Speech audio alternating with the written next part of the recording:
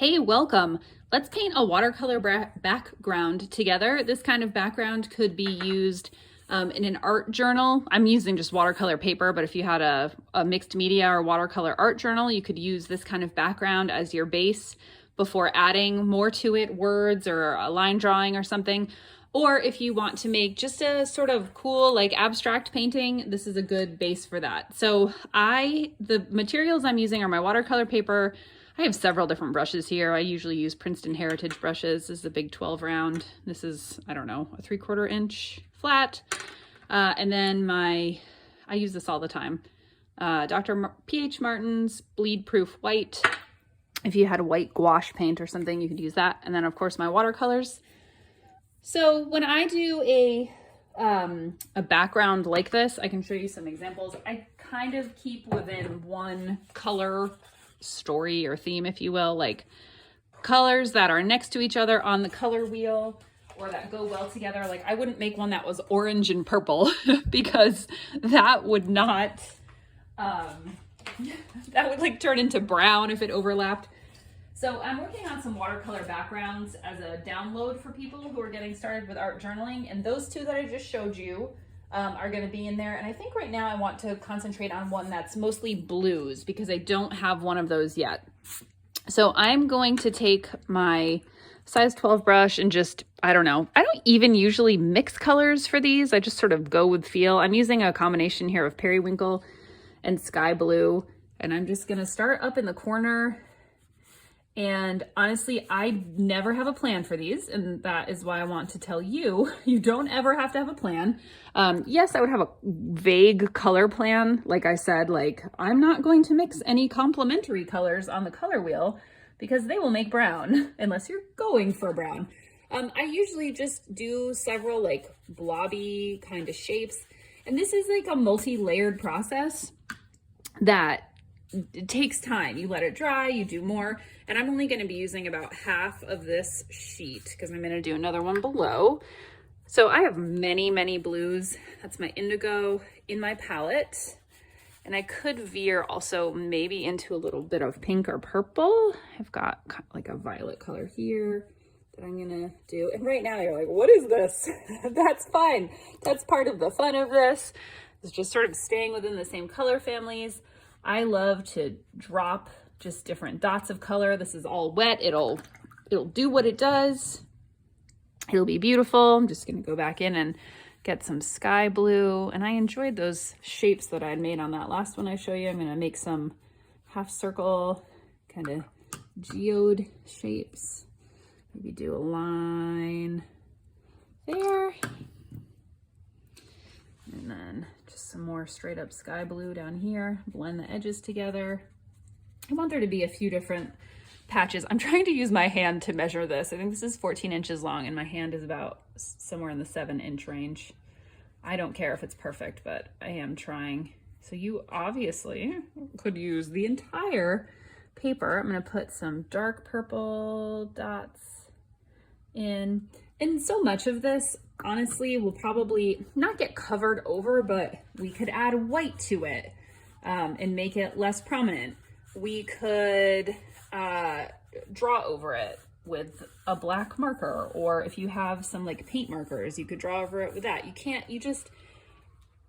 I'm encouraging you to just make what wants to come out. There's no such thing as like perfect. I'm gonna I love this color, but I don't want it to be too dark. But I could always go back and add white over it. So I've got my base kind of layer painted. And I don't love this area. Oh, that's another thing you could do. You could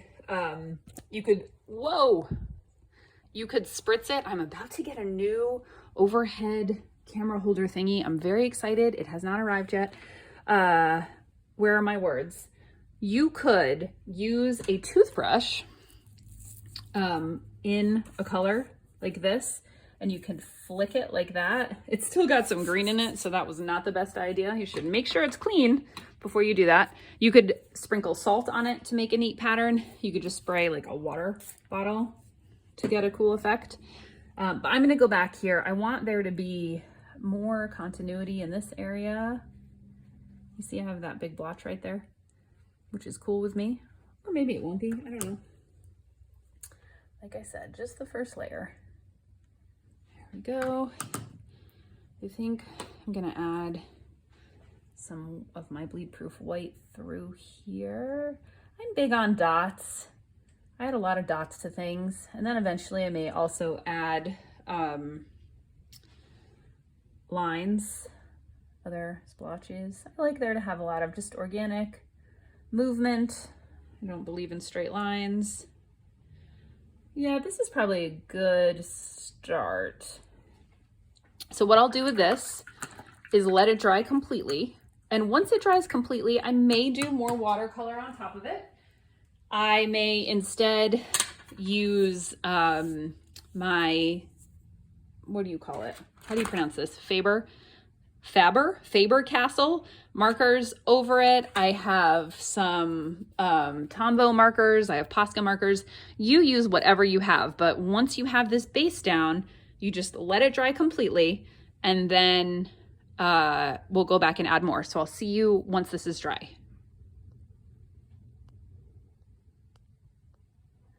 Why can't I stop this? Hey, I'm back. Things are dry. There is crazy wind outside that hopefully you are not hearing.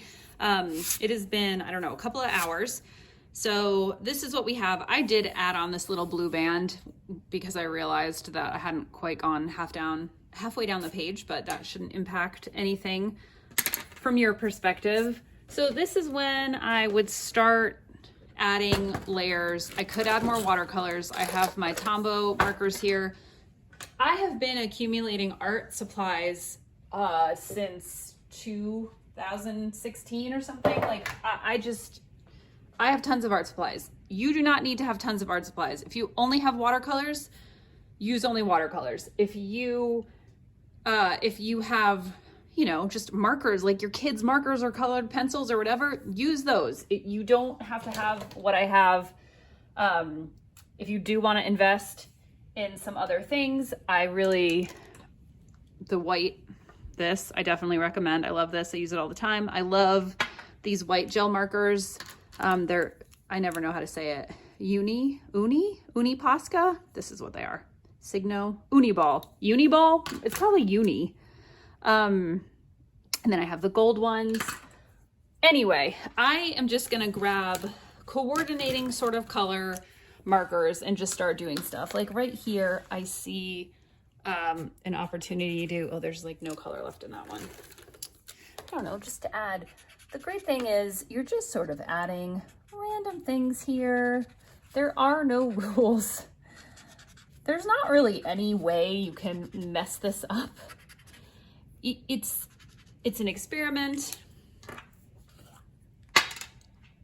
Part of art journaling, part of creating is messing up and learning what you would do differently next time. So just, you're doing a great job. I'm gonna add some white over that.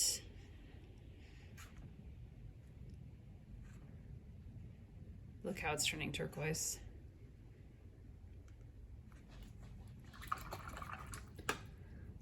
So I'm thinking about, like, if I wanted to still be able to write or draw on this, I don't want it to get too complicated and too dark, but I do want it to have more elements. And I have kind of a direction going like this. I have some circles. Let me just add some more lines here. These are really light, really subtle. There's that crazy wind. I think over here I would like to do something, maybe gold. I think I've mentioned I'm into circles. I may just, you know, I'll add circles all sorts of different places. If you're using all water soluble, that's harder to say than I would have thought. If you're using a bunch of water soluble markers and stuff, it can be fun to draw something and then take a clean white paintbrush and sort of move around the color, smush it so it's soft. You can see how that's kind of filling in there. I don't mind if it's going out of the lines.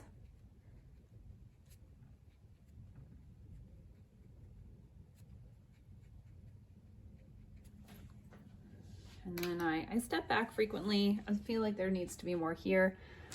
I have a lot of different things that are gold, so I'm gonna switch to this marker. I notice that I frequently use, I just got story of my life, paint on my hand, and also on all of my clothes. I'll have like not painting clothes on, and I'll be like, I'm just gonna go in the studio for a second, and then I like paint something and I get paint on my regular clothes. Anyway, I noticed that I use a lot of gold and white accents. You may find that you really prefer working in a black and white palette, or maybe you really love oranges and yellows. You will experiment and you will figure this out for yourself. I really like to promote, I like how that turned out. I really like to promote art and creativity as a way to be in the present moment, as a way to just find calm and clarity. I'm gonna test this color. Is this that same dark color? That one doesn't seem very strong. And in the beginning, it can feel like the opposite of that. If you find yourself, pardon me while I make loud sounds, if you find yourself getting really stressed out, you might be like, well, creativity is not for me. It just stresses me out. So I would encourage you, hold on, let me find a marker and not try to be yelling over. I would encourage you to keep going, because the benefits, as you experiment more and grow more and feel more comfortable, it is so worth it. Apparently, you can't be both creative and afraid at the same time. Much like I don't think you can be in the present moment